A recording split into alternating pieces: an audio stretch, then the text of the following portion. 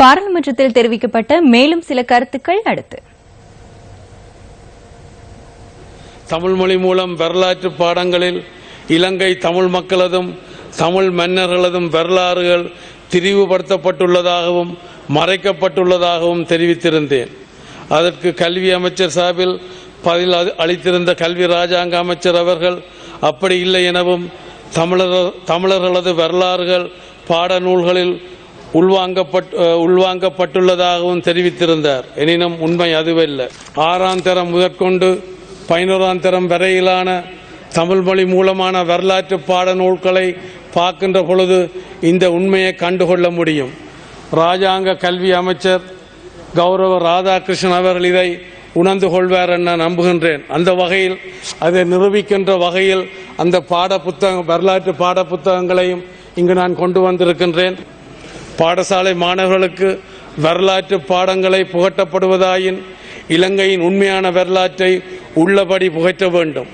இவ்வாறு ஒரு சாராரின் வரலாற்றை மறைத்து அல்லது திரிவுபடுத்தி இன்னொரு சாராரின் வரலாற்றை மாத்திரம் புகட்டுவதானால் இந்த நாட்டில் அடித்தளத்திலிருந்து தமிழ் பேசும் மக்களிடையே தேசிய நல்லிணக்கம் ஏற்படும் என்பது பகல் கனவாகவே அமையும் என்பதையும் நான் இங்கு வலியுறுத்தி கூற விரும்புகின்றேன். வடகிழக்கு உறுப்பினர்கள் இருக்கின்றார்கள். உங்களுடைய பிரச்சனைகளை இப்பொழுது நீங்கள் நேரே வந்து எங்களுடன் பேசி உங்களுடைய பிரச்சனைகளை தீர்த்துக் கொள்ளக்கூடிய சந்தர்ப்பம் இன்று உருவாக்கப்பட்டிருக்கின்றது. அதே போல வடகிழக்கிலே உங்களுக்கு இருக்கின்ற வாலண்டியர்ஸ் டீச்சர்ஸ், அதாவது வேலை பார்க்கின்ற ஆசிரியர்களை நியமனம் செய்வதற்கான நடவடிக்கை இப்பொழுது எடுக்கப்பட்டு வருகின்றது.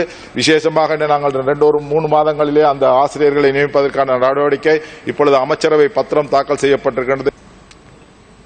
பலவிதமான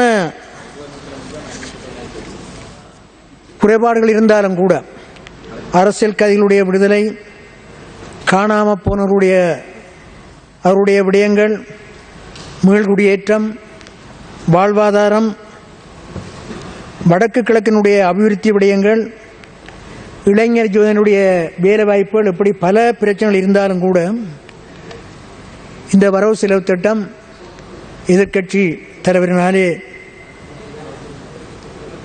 அதற்கு ஆதரவாக வாக்களித்திருந்தார்கள். நாங்களும் அதற்கு வாக்களித்திருந்தோம்.